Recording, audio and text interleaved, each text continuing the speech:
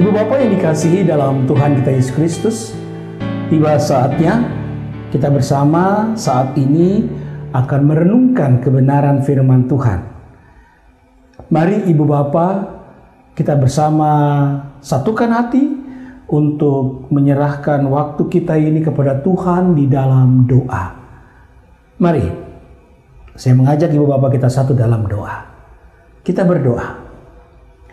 Bapa Sorgawi, saatnya Tuhan kami bersama akan membaca dan merenungkan kebenaran firman-Mu. Berkatilah Tuhan agar dapat kami pahami kehendak Tuhan di dalam firman yang akan kami baca dan renungkan. Dan kami dapat laksanakan firman-Mu itu di tengah-tengah kehidupan kami sehari-hari. Mampukan hamba Tuhan agar dapat menguraikan firman-Mu dengan benar, sehingga kuasa Tuhan senantiasa ada bagi kami semuanya. Berfirmanlah Tuhan, kami anak-anak-Mu siap untuk mendengarkannya. Dalam Kristus kami berdoa. Amin. Ibu Bapak yang dikasihi Tuhan, mari sambil berdiri kita menyiapkan bacaan kita pada malam ini dari Hosea pasalnya yang ketiga, ayatnya yang pertama hingga kelima. Hosea pasalnya yang ketiga, ayat pertama hingga kelima.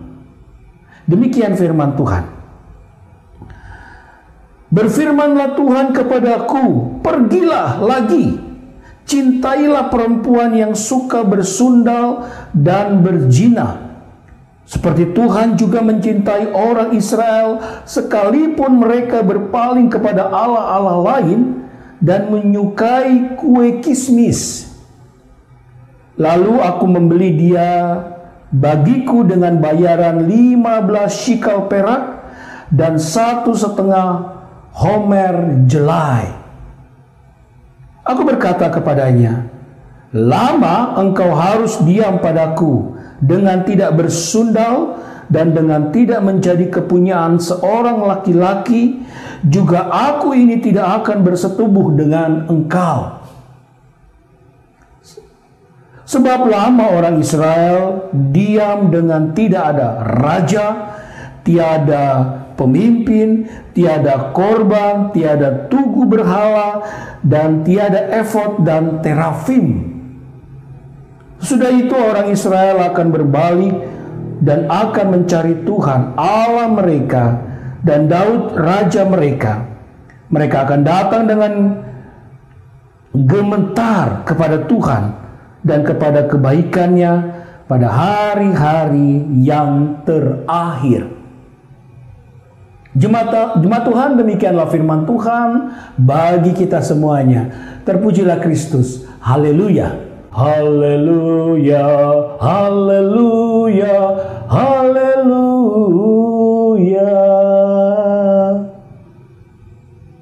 Jemaat, persilahkan duduk kembali. Bapak Ibu yang dikasihi dalam Tuhan kita Yesus Kristus, bisakah dengan mudah, dengan hati yang tulus, seorang suami atau seorang istri bisa menerima kembali pasangannya yang berselingkuh? Bisakah dengan tangan terbuka seorang istri atau seorang suami menerima kembali pasangannya yang sudah terbukti tidak setia kepadanya? Bapak Ibu, butuh rasa cinta yang tulus untuk bisa melakukan ini. Ya, rasa cinta yang didasari pada kesadaran diri bahwa saya tidak bisa hidup tanpa dia sebenarnya. Saya sangat bergantung kepada kekasih saya. Rasa cinta yang kuat yang akan mendorong kita untuk bisa terima dia apa adanya. dengan mungkin masa lalu yang tidak menyenangkan, perselingkuhan dan sebagainya. Ibu bapak, inilah gambaran yang Tuhan perintahkan kepada Hosea sebagai hambanya. Tuhan katakan dalam ayat 1, pergilah lagi, cintailah perempuan yang suka bersundal dan bersinah. Ini mau menggambarkan bahwa Tuhan memerintahkan kepada Hosea untuk kembali merangkul, untuk kembali mengambil Gomer, istrinya, yang sudah meninggalkan dirinya sebagai seorang suami, yang sudah meninggalkan rumah tangga yang sudah dibina bersama dengan Hosea. Itulah Gomer. Ayatnya kalau kita melihat dalam pasal 2, ayatnya yang ke-6.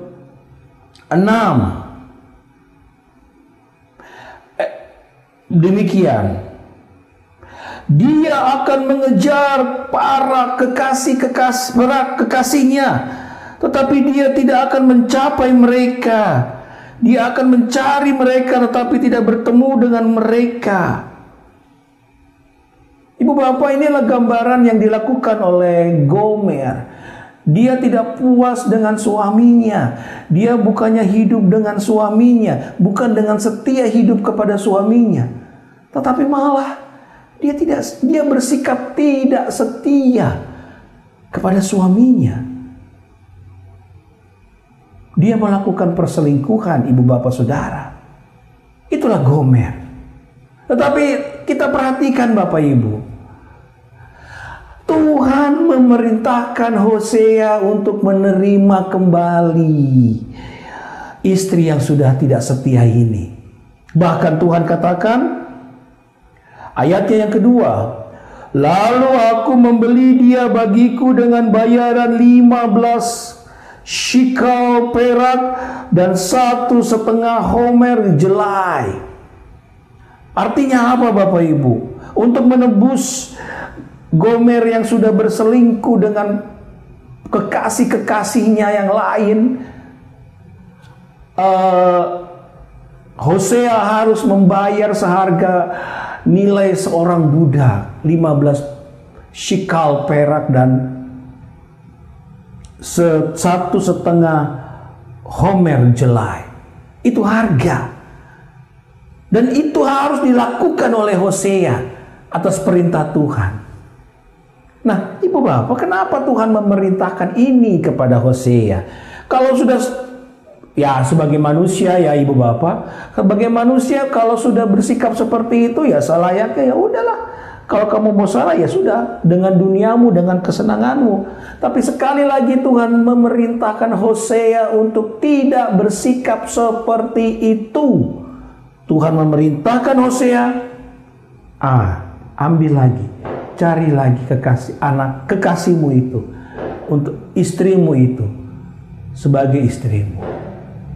Nah ibu bapak, ini terjadi karena cinta yang tulus harus ada dalam diri Hosea kepada Gomer.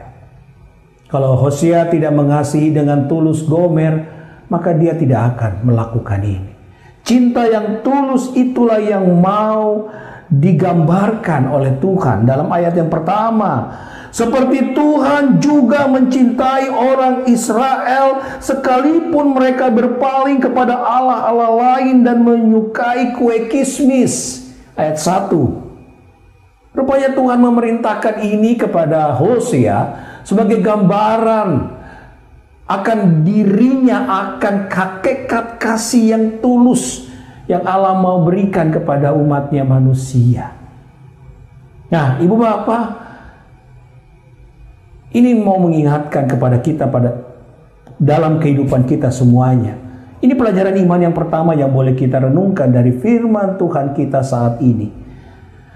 Allah itu begitu mengasihi saya dan ibu bapak saudara.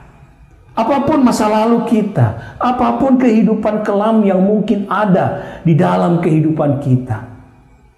Tetapi saya mau katakan, lewat firman Tuhan ini, Allah mengasihi saya dan ibu bapak saudara. Apapun kita, Allah akan berkorban apapun untuk kita. Terbukti, Ia mau turun ke dunia, mendalam diri Yesus Kristus, hanya untuk menebus kita dari dosa-dosa, dari kuasa dosa. Kalau bukan cinta yang tulus dari Allah, tidak mungkin Ia lakukan itu. Tetapi karena cinta yang tulus yang Allah mau berikan kepada umatnya, maka Ia mau menebus kita dalam diri Tuhan Yesus. Nah, ini pelajaran pertama. Jadi bertobatlah, kembalilah kepada Tuhan. Sungguh-sungguhlah hidup di dalam Tuhan.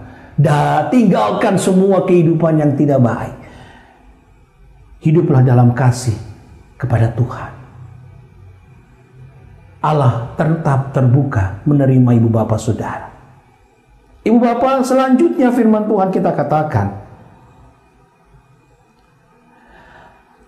Ayat 3, aku berkata kepadanya, lama engkau harus diam padaku dengan tidak bersundal dan dengan tidak menjadi kepunyaan seorang laki-laki. Juga aku ini tidak akan bersetubuh dengan engkau. Ayat 3. Nah, kalau Gomer sudah kembali kepada Hosea, maka saatnya Gomer harus merenungkan semua perbuatan-perbuatannya, menyadari kesalahan-kesalahannya. Jangan sebaliknya merasa, oh karena dia cinta sama saya, oh karena dia mungkin butuh saya, oh maka dia bayar saya, dia beli lagi saya, dan dia menjadikan kembali saya istrinya. Salah. Hosea menegaskan kepada Gomer, sekarang kamu harus merenungkan seluruh kehidupan. Kamu diam di rumah, kamu renungkan kehidupan. Aku tidak akan mengganggu kamu. Aku akan membiarkan kamu. Tujuannya bukan untuk membuang kamu. Tidak. Tetapi memberikan kamu waktu untuk merenungkan segala sesuatu yang sudah kamu lakukan. Sehingga kamu boleh berubah ke depan menjadi sosok istri yang lebih baik. Dan inilah perintah Tuhan juga kepada orang Israel, bagaikan Hosea yang meminta Gomer untuk tenang di rumah, untuk kalau bahasa kita retreat di rumah, untuk merenungkan kembali setiap tingkah laku yang selama ini dia lakukan. Maka Tuhan juga sampaikan ini kepada orang Israel dalam ayat yang keempat. Sebab lama orang Israel akan diam dengan tidak ada raja, tiada pemimpin, tiada korban, tiada tugu berhala, dan tiada efod dan terafim. Sesudah itu, orang Israel akan berbalik dan mencari Tuhan Allah mereka dan Daud raja mereka. Dan mereka akan datang dengan gemetar kepada Tuhan dan kepada kebaikannya pada hari-hari yang terakhir. Dan inilah juga yang Tuhan katakan, mau katakan kepada orang Israel. Kalau kamu mau bertobat, nah, pertobatan itu harus direnungkan dengan baik-baik. Jangan berpikir bahwa, oh Tuhan itu butuh saya ya. Oh Tuhan itu perlu saya ya. Jadi Tuhan mau menerima saya lagi yang berdosa ini. Karena Tuhan yang butuh saya. Salah. Karena kita ini manusia yang butuh Tuhan. Yang butuh Tuhan untuk menolong dan menyertai kita. Maka Tuhan mau datang buat kita. Oleh karena itu Tuhan berikan waktu kepada orang Israel untuk merenungkan kembali seluruh perjalanan kehidupannya. Maka pada saat mereka merenungkan, maka mereka tidak akan pernah diganggu oleh apapun. Tiada, dikatakan di sana, tiada berhala, tiada raja, tiada pemimpin, tiada penyembahan-penyembahan lain. Dan kiranya pada saat mereka sadar atas perbuatan mereka. Mereka sadar akan segala apa yang mereka telah lakukan pada kehidupan yang lalu. Akhirnya diharapkan orang Israel sadar dan menyadari dengan sungguh mereka sebenarnya butuh Tuhan dalam hidup mereka. Ibu bapak yang dikasihi dalam Tuhan Yesus Kristus, sekali lagi firman Tuhan kita saat ini mau mengingatkan kepada kita juga. Seperti Tuhan memerintahkan kepada Israel untuk kembali merenungkan kehidupannya. Dan ini terjadi Bapak Ibu dengan mereka pada akhirnya terbuang ke Babel. Pada saat mereka terbuang di Babel, baru orang Israel sadar mereka butuh Tuhan. Nah, saya mau katakan kepada ibu bapak saudara, kenapa Tuhan mau mengasihi kita dengan tulus? Karena Tuhan tahu kita ini manusia butuh Tuhan.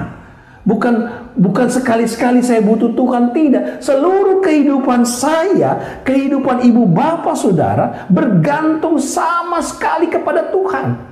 Tidak pada yang lain. Kalau Tuhan yang tidak mengatur seluruh kehidupan kita, apa yang terjadi ibu bapak saudara? Tidak, hancur hidup kita. Dan ini yang mau diingatkan lewat firman Tuhan ini. Dan ini pelajaran yang kedua bagi kita semuanya. Kita ada di hadapan Tuhan. Kita bergantung kepada Tuhan.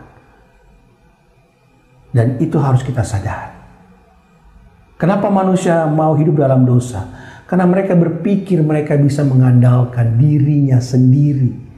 Padahal itu tidak benar. Bergantunglah kembalilah pada kesadaran bahwa hidup saya bergantung pada Allah. Bergantunglah pada Allah. Itu yang harusnya terjadi pada diri dan kehidupan kita juga ibu bapak saudara. Kita sangat-sangat tergantung pada Tuhan. Dan Tuhan menyadari itu, makanya Dia mengasihi kita. Dia tidak akan pernah membuang kita.